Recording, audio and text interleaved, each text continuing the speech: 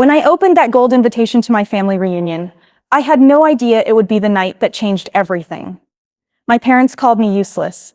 My cousins laughed at my job. My siblings acted like I was nothing. But they didn't know my secret. For 2 years, I'd been married to a man who could buy and sell everyone in that room. My family thought I was a failure who worked at a flower shop. They had no idea I was married to a billionaire. That night, my secret husband walked through their door. And what happened next shocked everyone, including me. But here are the 2 questions that will keep you reading until the very last word. What did my billionaire husband do to my family that was so extreme, even I couldn't believe it? And why did the night end with me discovering a secret about my own marriage that changed everything I thought I knew? I stood in front of my tiny mailbox, staring at the envelope like it might bite me. Gold letters sparkled in the afternoon sun. Chen Family Annual Reunion was written in fancy script across the front. My hands shook as I held it. Every year, the same invitation arrived. Every year, I felt the same sick feeling in my stomach. This wasn't just any family party. This was the day when everyone showed off how successful they were. And every year, I felt smaller and smaller. My name is Maya Chen. I'm 28 years old, and I work at Petals and Dreams flower shop downtown. It's not a fancy job, but I love it. I love the smell of fresh roses in the morning. I love helping people pick the perfect flowers for special moments. I love making beautiful arrangements that make people smile. But my family doesn't see it that way. To them, I'm just the daughter who never amounted to anything. I walked up the narrow stairs to my apartment.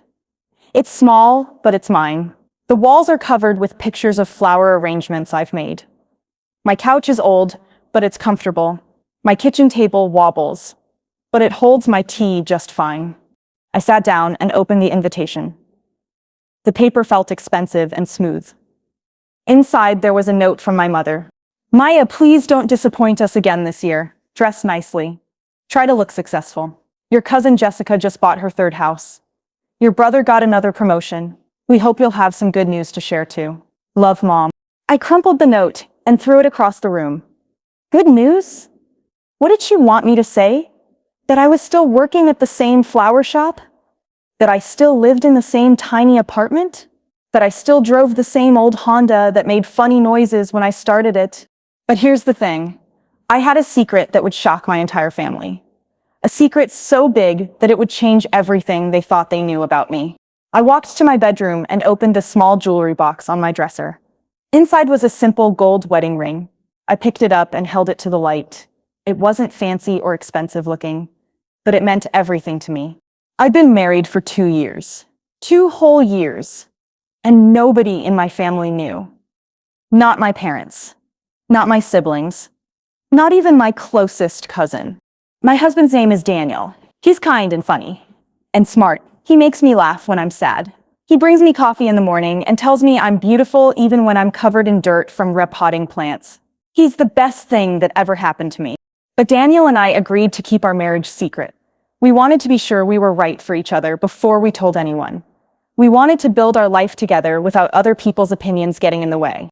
Now, 2 years later, I was tired of hiding. I was tired of going to family events alone. I was tired of listening to my relatives ask why I wasn't married yet.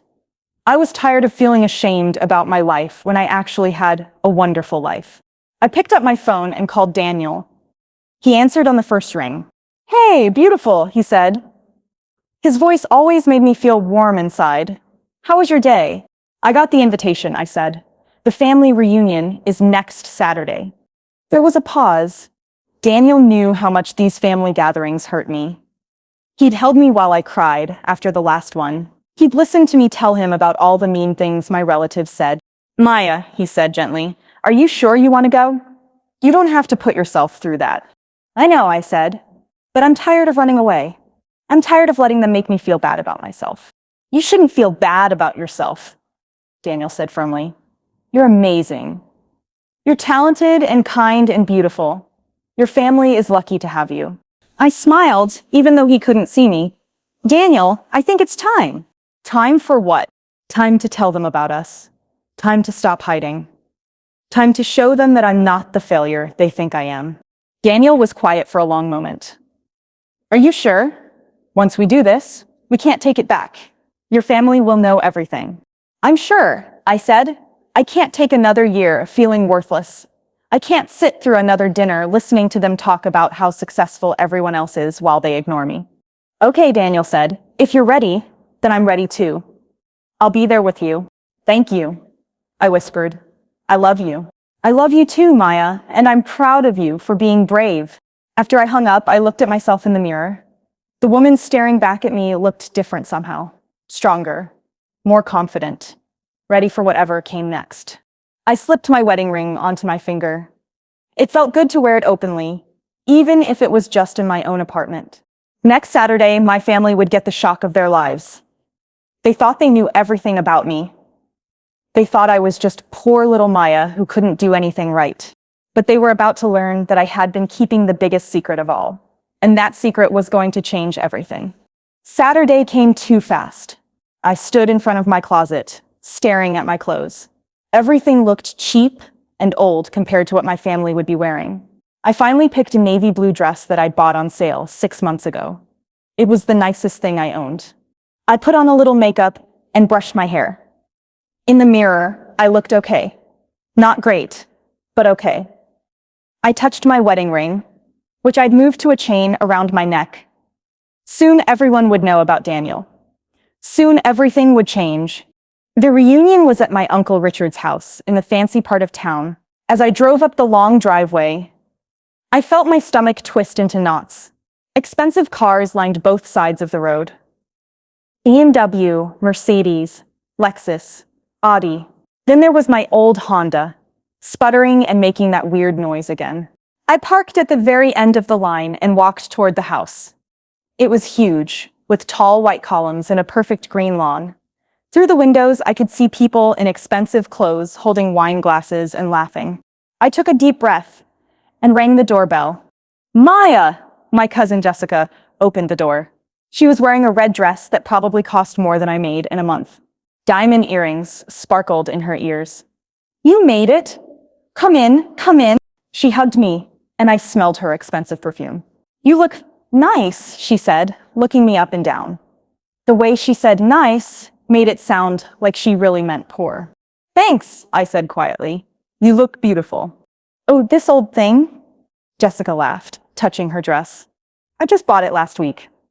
I couldn't decide between this one and the black one, so I bought both. She led me into the living room, where everyone was gathered. The room buzzed with conversation and laughter. I recognized all my relatives, but they looked different than I remembered. Richer, more successful, more important. Maya's here, Jessica announced loudly. All eyes turned to me. I felt like a bug under a microscope.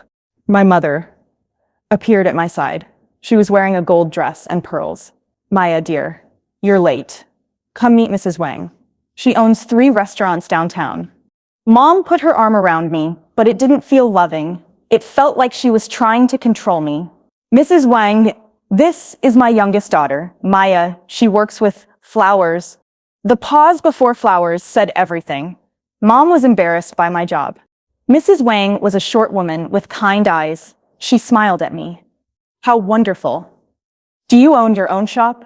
No, I said, my voice barely above a whisper. I just work at one. I saw the disappointment flash across my mother's face. Maya has always been our dreamer, she said to Mrs. Wang, with a fake smile. We keep hoping she'll find something more stable. My cheeks burned with shame. I excused myself and headed to the bathroom. I needed a minute to breathe. In the bathroom mirror, I looked at myself. My eyes were already getting watery. I pulled out my phone and saw a text from Daniel. Remember, you're stronger than you know. I love you. I'll be there soon. His words gave me strength. I wiped my eyes and walked back to the party. When I returned, my father was standing in the middle of a group of relatives. He was talking loudly, like he always did when he'd had a few drinks. Maya's always been different from her siblings, he was saying. Not like Jennifer, who became a doctor, or Michael, who's a successful lawyer. Maya just exists. The words hit me like a punch to the stomach. I stopped walking and stared at him. She's always been the artistic type. my Aunt Susan added. You know how those people are? They live in their own little world. Everyone nodded and murmured agreement. They were talking about me like I wasn't even there. Maybe she'll figure it out someday, my Uncle Richard said. Though at 28, time is running out. 28 and still not married, my cousin Mark added. At least she's not completely hopeless. Everyone laughed. They actually laughed at me. I felt tears starting to form in my eyes. I wanted to run out of the house and never come back. But then, I remembered Daniel's words from our wedding day. You are extraordinary, Maya. Never let anyone make you forget that. I stood up straighter and walked closer to the group. If they were going to talk about me, they could do it to my face. Hi, Dad, I said, my voice stronger than I felt. He turned around and looked surprised to see me. Oh, Maya, there you are. We were just talking about you. I heard, I said, all of it. The group got quiet. They looked embarrassed to be caught talking behind my back. We weren't saying anything bad, my father said quickly. We just worry about you, sweetheart. Worry about what? I asked. About your future, my mother said, joining the group. About your career. About finding a good husband. About having children. About making something of yourself. What if I told you I already have? I said. My relatives looked at each other with confusion. Have what? My sister Jennifer asked. Made something of myself, I said. What if I told you that I'm happier and more successful than you think? My father laughed. Maya, we love you, but arranging flowers isn't exactly a career. There's nothing wrong with working with flowers, I said, my voice getting stronger. I'm good at what I do. I make people happy. I create beautiful things. But you're not making any money, my brother Michael said. You're barely getting by. How do you know what I'm making? I asked. Because you're still living in that tiny apartment. My mother said. You're still driving that old car. You're still wearing clothes from discount stores. The room was completely silent now. Everyone was staring at me. Maybe I choose to live simply, I said. Maybe I have other priorities. Like what?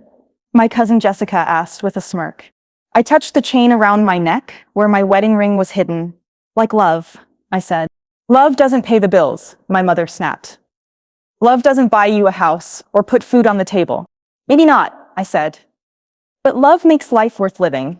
My family exchanged glances. They thought I was being naive and foolish. Maya, my grandfather said in his stern voice, you need to be realistic. You're not getting any younger. You need to think about your future. I have thought about it, I said. And I'm not worried. Well, you should be, my father said, because right now you have nothing. The words hung in the air like a dark cloud. My family nodded in agreement. To them, I really did have nothing. But they were wrong. So very wrong. I smiled for the first time since I'd arrived. Actually, I said, I have everything. Just then, the doorbell rang. My heart started beating faster. I checked my phone. Daniel had texted, I'm here. Are we expecting someone else? My Uncle Richard asked. I looked around at my family's confused faces. Yes, I said, we are. The biggest shock of their lives was about to walk through that door. Before anyone could answer the door, my Uncle Richard announced that dinner was ready. My stomach dropped. I had hoped Daniel would arrive before we sat down to eat. Dinner was always the worst part of these reunions. Everyone to the dining room, Uncle Richard called out. The dining room was huge, with a long mahogany table that could seat 20 people. Crystal glasses sparkled under the fancy chandelier. The plates were real china, not the cheap ones I used at home. I found myself sitting between my cousin Mark and my Aunt Susan. Across from me sat my sister Jennifer and my brother Michael. My parents were at the other end of the table with the older relatives. As everyone settled in, the bragging began. So, Mark, my grandfather said loudly, I heard you bought another house? Mark smiled proudly. Yes, sir. Just closed on a beach house last month. 4 bedrooms, 3 baths, right on the water. Sarah and I figured we needed a vacation home. Everyone made impressed sounds. How wonderful, my mother gushed. How much did that cost? Only $800,000, Mark said casually. A real steal for beachfront property. I nearly choked on my water. $800,000 was more money than I could imagine. That's amazing, Mark, my father said. You've done so well for yourself. Then all eyes turned to my sister Jennifer. And Jennifer, tell everyone about your promotion. Jennifer straightened up in her chair. Well, the hospital just made me head of surgery. I'm the youngest department head they've ever had. The table erupted in applause and congratulations. How much will you be making now? My cousin Jessica asked. Starting salary is $400,000 a year, Jennifer said with a modest smile. Plus bonuses. More gasps and praise followed. I felt smaller and smaller with each word. And Michael, my aunt said, didn't you just win that big case? My brother grinned. The biggest case of my career. We won $20 million for our client. My bonus alone was $500,000. The bragging continued around the table. Everyone had something amazing to share. New cars, expensive vacations, big promotions, huge salaries. Then the table went quiet. I looked up to find everyone staring at me. So Maya, my grandfather said in his booming voice, what news do you have for us this year? My heart started pounding. 20 pairs of eyes were focused on me. I could feel their judgment, their disappointment, their pity. I'm still working at the flower shop, I said quietly. The silence that followed was deafening. No one knew what to say. No one congratulated me or asked follow-up questions like they had with everyone else. My father shook his head slowly. Maya, you can't arrange flowers forever. You need to think about your future, about marriage, about children, about a real career. Dad, I am thinking about my future, I said, trying to keep my voice steady. And I'm happy with my job. Happy doesn't pay bills, my mother said sharply. Happy doesn't buy you a house or a nice car. Happy doesn't give you security. Look at your cousins, my Aunt Susan added. They all have successful careers. Beautiful homes. Loving husbands. What do you have? The question hung in the air like a sword over my head. What did I have? In their eyes, nothing. I have more than you think, I whispered. My Uncle Richard laughed. It wasn't a kind laugh. Like what? A collection of dead flowers? That's when something inside me broke. All the years of criticism and disappointment came crashing down on me. Tears started flowing down my cheeks. Why do you all hate me so much? I cried. Why am I never good enough for this family? We don't hate you, my mother said coldly. We're just tired of making excuses for you. You're almost 30, Maya. When will you stop disappointing us? Disappointing you? I stood up from my chair so fast that it scraped against the floor. When have I ever disappointed you? When have I ever asked you for money? When have I ever caused trouble, or gotten in fights, or done drugs, or anything bad? Maya, calm down, my father said. No, I shouted. I won't calm down. I'm tired of being treated like a failure when I've never done anything wrong. My voice was shaking with anger and hurt. I work hard every day. I pay my own bills. I take care of myself. I'm a good person who tries to make the world more beautiful. But none of that matters to you because I don't make enough money. Money matters, my brother said firmly. Success matters. Status matters. To who? I demanded. To you? Because it doesn't matter to me. Well, maybe it should, my sister said. Maybe if you cared more about success, you wouldn't be in this situation. What situation? I asked. Being happy? Being independent? Being true to myself? Being alone? My mother said quietly. Being poor. Being ordinary. The word hit me like a slap across the face. Ordinary, that's what they thought of me. Not special, not important, just ordinary. Maybe I'm not the disappointment here, I said, my voice shaking with emotion. Maybe the disappointment is a family that can't love someone unless they're rich and successful. Maya, that's enough, my grandfather said sternly. No, it's not enough, I cried. It's never enough for any of you. I could cure cancer, and you'd ask why I didn't do it faster. I was crying harder now. But I didn't care. 28 years of feeling worthless came pouring out. I'm sorry I'm not a doctor like Jennifer. I'm sorry I'm not a lawyer like Michael. I'm sorry I don't have Mark's money or Jessica's house or anyone else's perfect life. The room was completely silent, except for my crying. But you know what? I said, wiping my tears. I'm not sorry for being myself. I'm not sorry for choosing happiness over money. And I'm not sorry for being different from all of you. Just then, the doorbell rang. The sound echoed through the quiet house. My uncle frowned. We're not expecting anyone else. I took a deep breath and wiped my eyes. For the first time all evening, I smiled. Actually, I said, you are. I walked toward the front door, my family following behind me with confused looks on their faces. This was it. The moment everything would change. The moment my family would learn that they knew nothing about my life. I opened the door, and there he was. Daniel. My husband. My secret. My everything. He looked perfect in his dark suit and tie. His eyes were kind and loving as they met mine. Hello, beautiful, he said softly. Sorry I'm late. Behind me, I heard my family gasp. They had no idea who this handsome stranger was or why he was calling me beautiful. But they were about to find out. Daniel stepped into the house like he belonged there. He was tall and handsome, with dark hair and warm brown eyes. His black suit looked expensive, and his shoes were so shiny I could see my reflection in them. But what struck me most was how confident he looked. Daniel always carried himself like someone important, though I'd never really thought about why. I hope I'm not interrupting dinner, he said politely to my family. My relatives stood frozen in the hallway, staring at this stranger who had appeared at their door. I could see the questions in their eyes. Who was this man? How did he know Maya? And why was he so well dressed? Daniel walked straight to me and kissed my cheek gently. How are you holding up? He whispered in my ear. I felt stronger just having him near me. Better now, I whispered back. My mother was the first to find her voice. Maya, who is this? I took Daniel's hand and faced my family. My heart was pounding, but I felt ready. Everyone. I'd like you to meet my husband, Daniel Morrison. The reaction was immediate and explosive. Husband? My sister Jennifer squeaked, her mouth hanging open. What do you mean, husband? My father demanded. Maya, what are you talking about? My mother asked, her face turning white. My cousin Jessica was staring at Daniel like she'd seen a ghost. You're married? We've been married for 2 years, I said, holding up my hand to show my wedding ring. I'd moved it back to my finger while I was in the bathroom.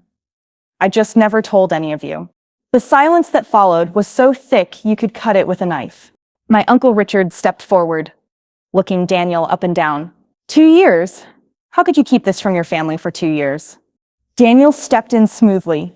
Mr. Chen, I apologize for the secrecy. That was my idea, not Maya's. Your idea? My mother asked sharply. I thought it would be better to wait until the right moment to meet you all, Daniel explained with a charming smile. Maya talked about her family so much that I wanted to make sure I made a good first impression. My cousin Mark was studying Daniel's expensive watch. What do you do for work? He asked. I'm in business, Daniel said simply. Import and export, mostly. Import and export of what? My brother Michael asked. As a lawyer, he was used to asking detailed questions. Various goods, Daniel replied. I help move products between countries. It keeps me busy. I could see my family trying to figure out how successful Daniel was. His clothes looked expensive, but that didn't necessarily mean anything. Lots of people dressed well, but didn't have much money. My grandfather studied Daniel with sharp eyes. Morrison, that name sounds familiar. Are you related to the Morrison family that owns the shipping company? Daniel's smile was mysterious. You could say that, but I could tell my family wasn't impressed yet. They probably thought Daniel was just another ordinary guy, like me. Well, my grandfather said slowly, it's nice to meet you, Daniel. But Maya should have told us about you sooner. We don't like secrets in this family. Sometimes secrets protect the people we love, Daniel replied, putting his arm around my waist. Maya didn't want you to judge her choices before you got to know me. My mother's eyes narrowed. We don't judge Maya. We just want what's best for her. Do you? Daniel asked quietly. His voice was still polite, but there was something steel underneath it. Because from what I heard when I arrived, it sounded like you were calling your daughter useless. The room went dead silent. My family looked embarrassed to be caught. We weren't calling her useless, my father said quickly. We were just discussing her future. By making her cry? Daniel asked. His voice was still calm, but I could feel the anger underneath. By telling her she's a disappointment? By saying she has nothing? My relatives shifted uncomfortably. They weren't used to being challenged. Maya is the most amazing woman I've ever met, Daniel continued. She's kind, creative, and talented. She makes the world more beautiful with her flower arrangements. I consider myself the luckiest man alive that she chose to marry me. I felt tears in my eyes again, but this time they were happy tears. Nobody had ever defended me like this before. That's very sweet, my sister said. But Maya needs to be practical about her future. Her future looks pretty bright to me, Daniel said with a smile. My cousin Jessica was still staring at Daniel's expensive suit. You said you work in import and export? Is it successful? I do well enough, Daniel said modestly. Just then, his phone rang. Daniel looked at the screen and frowned. I'm sorry, I need to take this. It's urgent. He stepped away from the group and answered. Daniel Morrison speaking. I heard him say, what do you mean the Singapore deal fell through? I thought we had everything settled with the board. My uncle's fork would have clattered to the floor if he'd been holding one. Singapore deal? He whispered to my aunt. Daniel's voice grew more serious. No, cancel the Tokyo meeting. We need to handle Singapore first. Move the London investors to next week. My family was pretending not to listen, but I could see their ears perking up.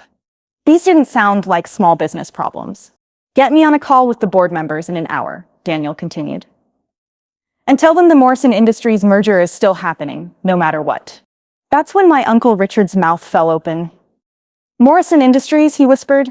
Daniel hung up and walked back to us, looking apologetic. I'm sorry about that. Business never sleeps, unfortunately. Morrison Industries, my grandfather said slowly. Isn't that the company that just bought the biggest shipping port in the city? Among other things, Daniel said casually. My cousin Mark leaned forward. Wait, are you saying you work for Morrison Industries? They're one of the biggest companies in the country.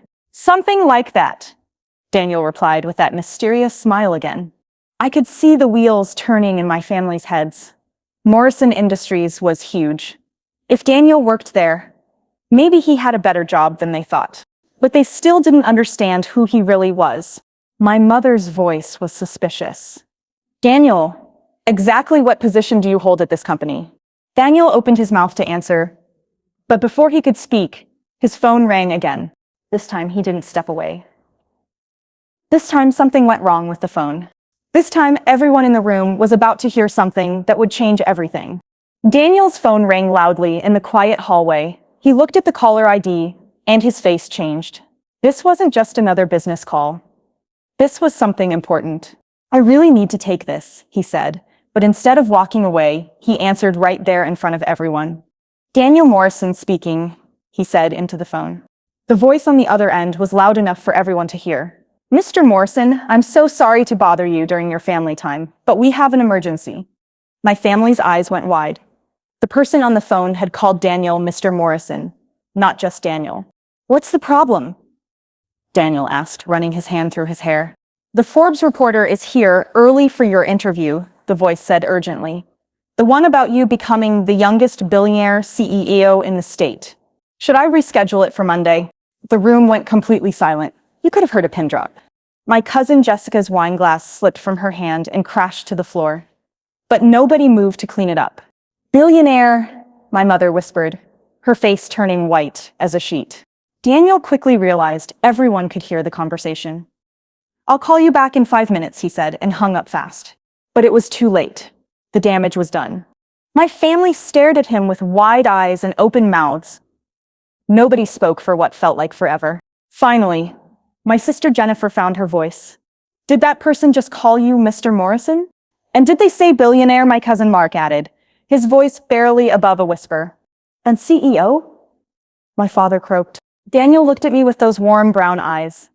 I could see he was asking for permission. Permission to tell them the truth.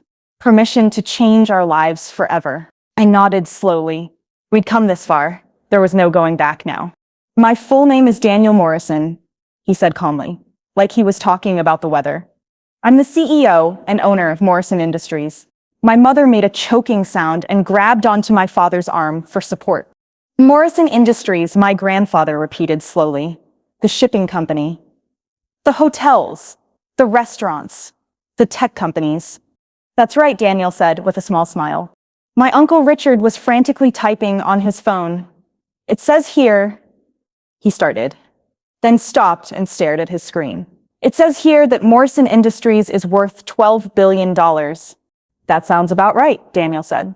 My cousin Jessica was still staring at him in shock. And you own all of it? Most of it, Daniel confirmed. I started the company when I was 22. We've grown quite a bit since then. My father was looking back and forth between Daniel and me like he couldn't believe what he was hearing. Maya, you married the Daniel Morrison? The one who was on the cover of Business Weekly last month. I married Daniel, I said firmly. I didn't care about his money when I met him. And I don't care about it now. My mother was hyperventilating. This can't be real, she kept saying. This can't be happening. My brother Michael, the lawyer who always had something to say, was speechless. He just kept opening and closing his mouth like a fish. How much? My cousin Mark started, then stopped. I mean, how wealthy are you exactly? Daniel shrugged like it didn't matter. The last time Forbes counted, they said about $2.8 billion. But that changes every day with the stock market. My Aunt Susan sat down hard in the nearest chair. Billion. With a B. Maya, my sister said in a shaky voice. How long have you known? Known what? I asked. That he's. She couldn't even say the word. Rich, I finished for her. I found out about 6 months after we started dating. And you didn't care? My cousin Jessica asked in amazement. Of course I cared, I said. I was scared. I thought he might be dating me as some kind of joke. Rich guys don't usually fall for flower shop girls. Daniel took my hand and squeezed it. I fell for you before you knew anything about my money, he said softly. You loved me when you thought I was just a regular guy who bought flowers for his mother's grave. Your mother's grave? My grandfather asked. That's how we met, Daniel explained. I came into Maya's flower shop, looking for something special for my mother's birthday. She'd passed away the year before, and I wanted to take flowers to her grave. The room softened a little. Even my harsh family could understand grief. Maya spent 2 hours helping me pick the perfect arrangement, Daniel continued. She didn't try to sell me the most expensive flowers. She asked about my mother's favorite colors and what kind of person she was. She made me feel like my mom would have loved the flowers we chose. I remembered that day clearly. Daniel had looked so sad and lost. I'd wanted to help him feel better. We talked for hours, Daniel said, about flowers, about life, about dreams. I'd never met anyone so genuine and kind. She didn't care that I was wearing old jeans and a torn t-shirt.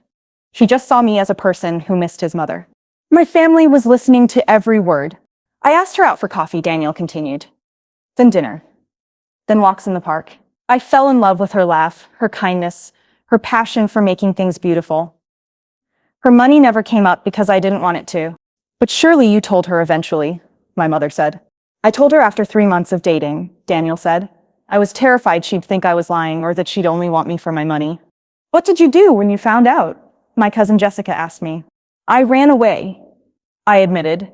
I literally ran out of his apartment and didn't answer his calls for a week. Daniel laughed. Longest week of my life. But you came back, my father said. I realized I loved Daniel, not his bank account, I said.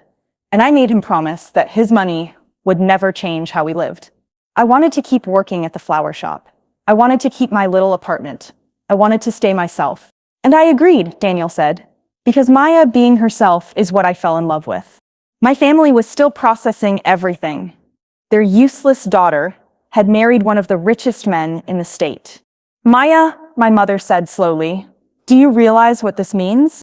It means I'm married to the man I love. It means you're one of the richest women in the country, my sister said. I shrugged. Money doesn't change who I am, but I could see my family's minds working.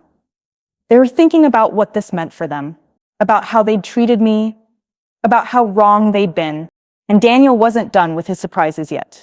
My family was still staring at Daniel like he was a creature from another planet. I could see them trying to process everything. Their failure daughter had married a billionaire. The girl they called useless was now one of the richest women in the state. I need to sit down, my mother said weakly, sinking into the nearest chair. We all need to sit down, my father agreed, his face still pale. We moved back to the living room. My family arranged themselves on the expensive couches, all eyes on Daniel and me. The mood had completely changed. They weren't looking at me with pity anymore. Now they looked impressed, confused, maybe a little scared. My sister Jennifer said carefully, "Why didn't you tell us? We're your family." "Because of this," I said, gesturing around the room. "Because I knew you'd treat me differently. You'd treat Daniel differently. I wanted you to love me for who I am, not for who I married." "But we do love you," my mother protested. "Do you?" I asked. "Because an hour ago, you were calling me a disappointment. You said I had nothing. You made me cry in front of everyone." The room went quiet. My family looked ashamed. "We didn't mean it like that," my father said softly. "Yes, you did," I replied. "You've always thought I wasn't good enough. Not smart enough like Jennifer. Not successful enough like Michael. Not rich enough like Jessica and Mark." Daniel squeezed my hand. "It's okay," he whispered. "No, it's not okay," I said, my voice getting stronger. "They need to hear this." I looked around at my family. "For 28 years, you've made me feel worthless. You've compared me to everyone else and found me lacking. You've criticized my job, my apartment, my car, my clothes, everything about my life." "Maya, we were just trying to help," my aunt said. "Help?" I laughed, but it wasn't a happy sound. How was calling me ordinary helping? How was saying I have nothing helping? How was making me feel small and stupid helping?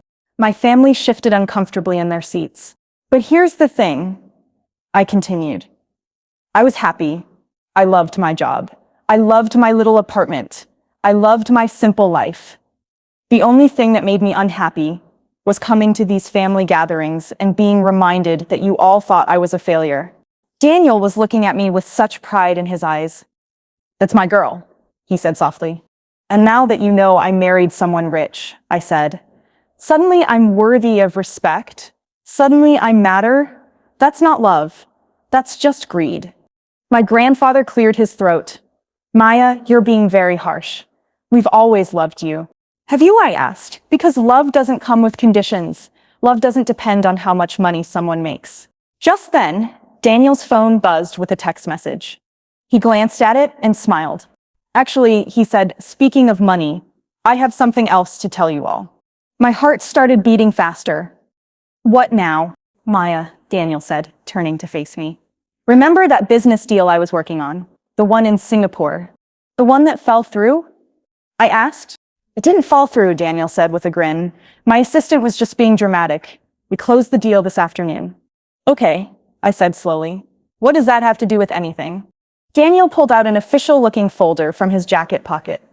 "Well, the Singapore deal was about buying the largest flower distribution company in Asia. We now own flower farms, nurseries, and shops in 12 countries." I stared at him. "Daniel, why are you telling me this?" His smile grew bigger. "Because I'm not just telling you about it. I'm giving it to you." "What do you mean?" I whispered. "I mean it's yours, Maya. All of it. A wedding gift. You're now the owner and CEO of Morrison Floral Enterprises." The room went completely silent. I felt like I couldn't breathe. "You're joking." "I've never been more serious in my life," Daniel said, handing me the folder. "Open it." With shaking hands, I opened the folder. Inside were legal documents with my name on them. Maya Chen Morrison, Chief Executive Officer, Morrison Floral Enterprises. "This company is worth..." I started reading, then stopped. "Daniel, this says it's worth $500 million. Give or take," he said casually. My family exploded in gasps and shouts. $500 million? My cousin Jessica shrieked. "Maya's going to run a $500 million company?"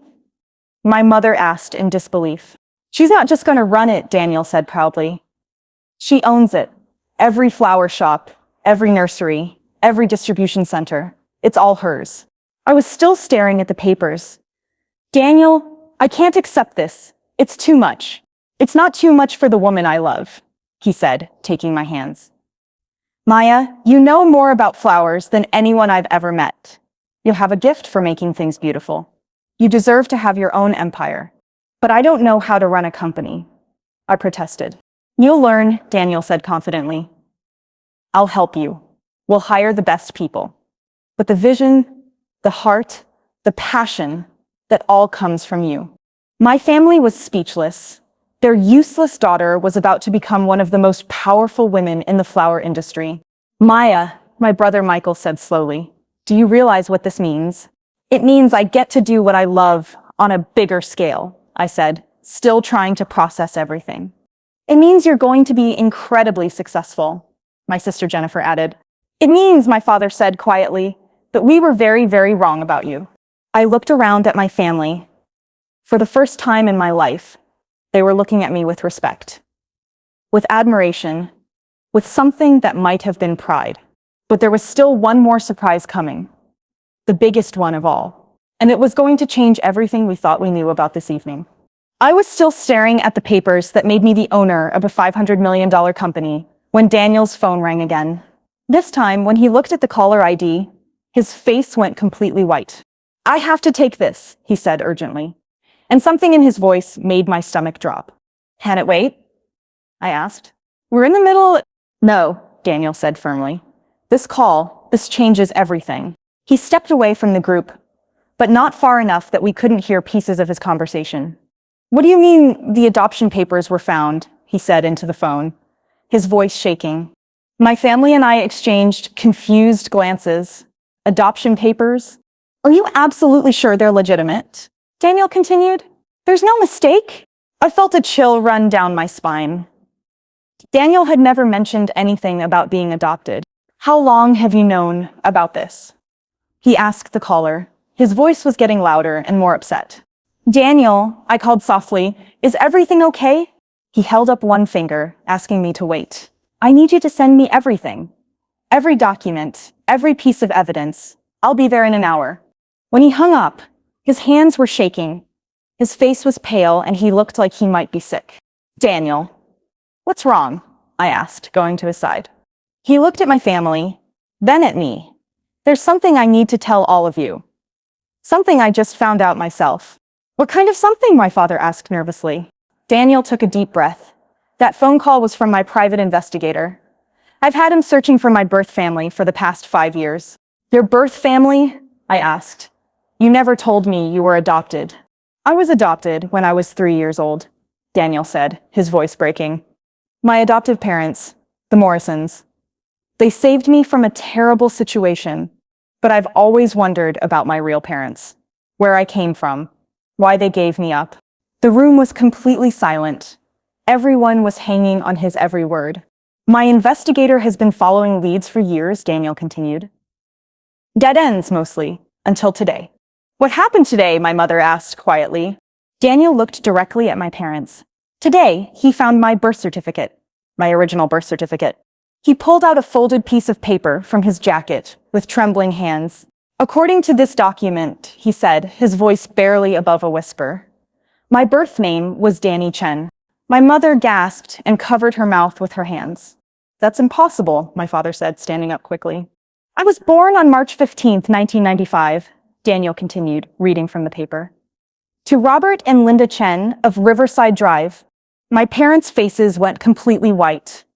My mother started making choking sounds. No, she whispered. No, no, no. This can't be real. According to these records, Daniel said, tears starting to form in his eyes. You gave up your son for adoption 30 years ago because you couldn't afford to raise him. The baby died, my father said desperately. The agency told us the baby died of pneumonia 6 months after the adoption. The agency lied, Daniel said, his voice breaking completely. I've been alive this whole time. I survived. I grew up. I became successful. My mother fainted. She actually fainted and would have hit the floor if my sister hadn't caught her. This is impossible, my brother Michael said. But I could see the recognition dawning on his face. It can't be our brother. I felt like the world was spinning around me. Daniel, I said weakly, what are you saying? He turned to me with tears streaming down his face. Maya, I'm saying that 3 months ago, I married my own sister. The room erupted in screams and gasps. My cousin Jessica started crying hysterically. My uncle was pacing back and forth, muttering, this can't be happening, over and over. No, I screamed, backing away from Daniel. This is some kind of mistake. This is impossible. Maya, I swear I didn't know, Daniel said, reaching for me. I would never have married you if I had any idea we were related. How could you not know? I cried. How could your investigators miss this? Because I was looking for a family that wanted their son back, Daniel said through his tears. I never thought to look for a family that believed their son was dead. My father was holding my unconscious mother in his arms. We never stopped mourning you, he said to Daniel. We named Michael after you. We kept your baby pictures. We visited your grave every year on your birthday. My grave? Daniel asked. The agency said you died, my father explained, tears in his eyes. They even gave us a death certificate. We buried an empty coffin. I felt sick to my stomach. The man I loved more than anything in the world was my brother. The marriage I was so proud of was illegal. Everything I thought I knew about my life was a lie. We have to get this marriage annulled immediately, my grandfather said firmly. This is against the law. It's against everything, my aunt added, still crying. Maya, Daniel said, trying to approach me again. We'll figure this out. We'll fix this. Fix this? I screamed. How do you fix marrying your own sister? How do you fix living a lie for 2 years? But as I looked at Daniel's face, something felt wrong. Yes, he looked upset. Yes, he was crying. But there was something in his eyes that didn't match his words. Daniel, I said slowly, studying his expression.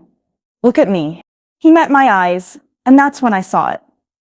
Behind all the tears and drama, there was something else. Relief. Why would finding out we were siblings make him look relieved? This doesn't make sense, I said quietly. What doesn't make sense? My sister asked. I kept staring at Daniel. You're one of the richest men in the country. You have teams of lawyers and investigators. You've been searching for your birth family for 5 years.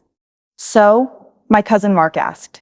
So how did you never find any connection to the Chen family? I continued. How did your people miss something this obvious? Daniel's expression changed. The tears stopped, and slowly, a small smile appeared at the corner of his mouth. You're right, Maya, he said softly. It doesn't make sense. What are you talking about? My mother asked, waking up from her faint. Daniel straightened up and looked around the room at my confused family. I'm talking about the fact, he said clearly, that this entire adoption story is a complete lie. The room went dead silent. You could have heard a pin drop. What did you just say? My mother whispered. Daniel's tears had completely stopped. The panic was gone from his face. Instead, he was smiling. Actually smiling, I said. It's all a lie, Daniel repeated calmly. The adoption story, the birth certificate, the phone call from my investigator, all of it, completely fake. I stared at him in shock. You're saying you made it all up? Every single word, Daniel said, pulling his phone out of his pocket.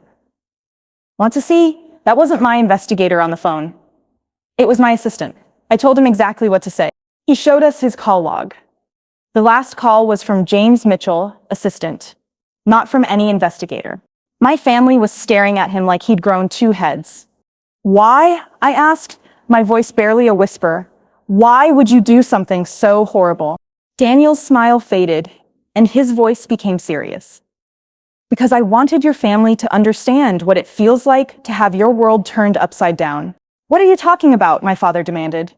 I'm talking about how you've treated Maya for years, Daniel said firmly. How you've made her feel worthless and small. How you called her useless tonight. He walked over to the coffee table and picked up a small recording device.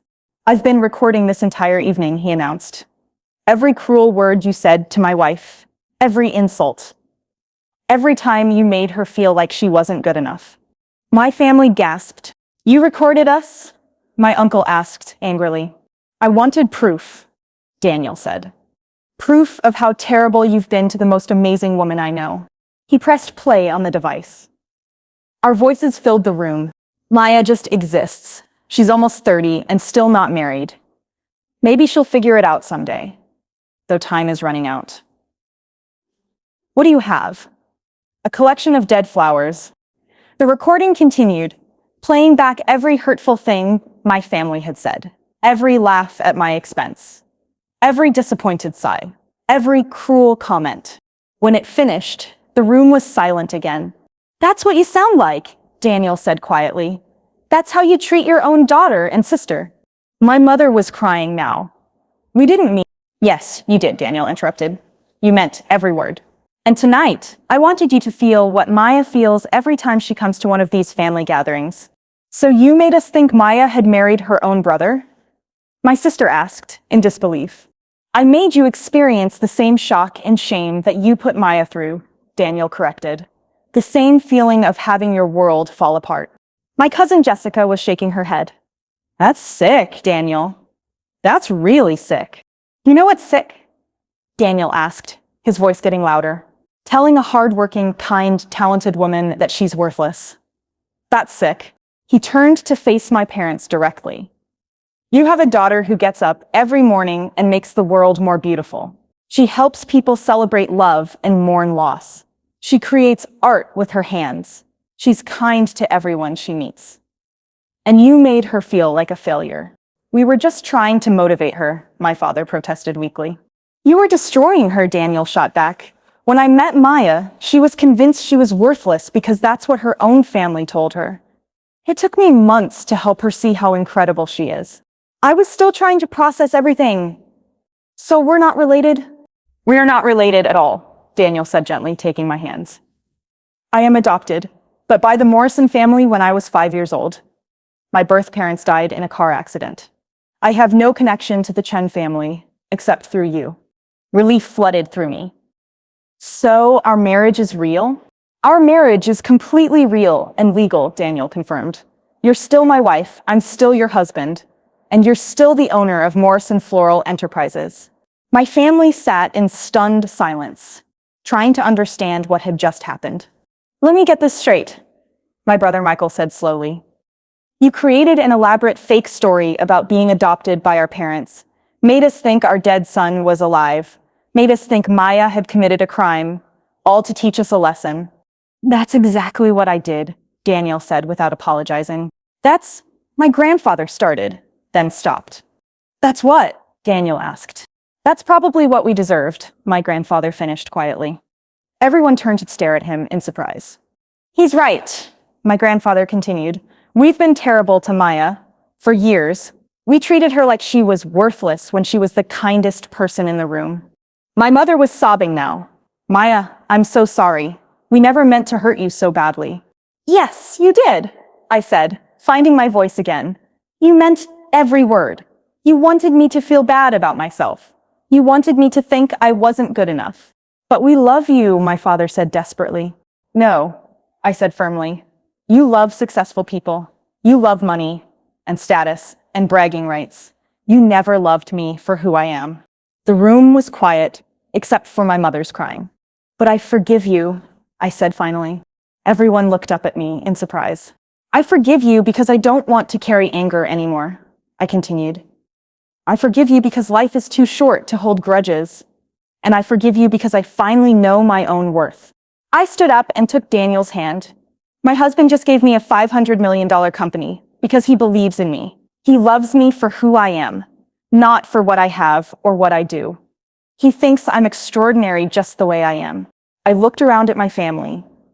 Some of you might think Daniel went too far tonight.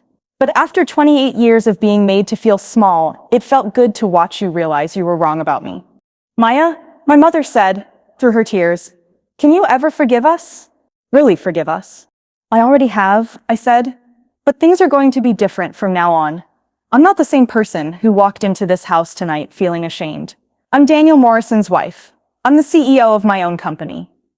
And I'm done letting anyone make me feel worthless. Daniel squeezed my hand. I'm so proud of you, he whispered. We should go, I said to him. I have a company to run. As we walked toward the door, my family called out apologies and promises to do better. Some of them sounded sincere, others didn't. But it didn't matter anymore. I wasn't the girl who needed their approval. I wasn't the failure they thought I was. I wasn't useless. I was Maya Morrison, successful businesswoman, beloved wife, and finally, a woman who knew her own worth. Daniel opened the car door for me. How do you feel? He asked. I thought about it for a moment. Free, I said. For the first time in my life, I feel completely free. As we drove away from the reunion, I looked back at my uncle's house one last time. The girl who had walked in there tonight was gone forever. In her place was a woman who knew she was extraordinary. And it all started with a secret billionaire husband who loved me enough to turn my family's world upside down. Some people might say Daniel went too far. But after years of being treated like I didn't matter, it felt amazing to watch my family realize they were wrong. I wasn't useless, after all. I was just getting started. Maya's journey from feeling useless to discovering her true worth shows us that we're all more powerful than we think. Sometimes we need someone who believes in us to help us see our own strength. I'd love to know, where are you listening from today? Drop your city or country in the comments below. It's amazing to connect with people from all around the world who believe in spreading kindness. If Maya's story touched your heart, please hit that like button. Your support helps us share more stories about people finding their strength and standing up for themselves. And don't forget to subscribe to our channel. We're building a community of people who believe in kindness, courage, and never giving up on yourself. Together, we can spread more positive stories like Maya's. Ready for another amazing story? Click on the video appearing on your screen right now. Trust me, you won't want to miss what happens next. Thanks for being part of our kindness community. See you in the next story.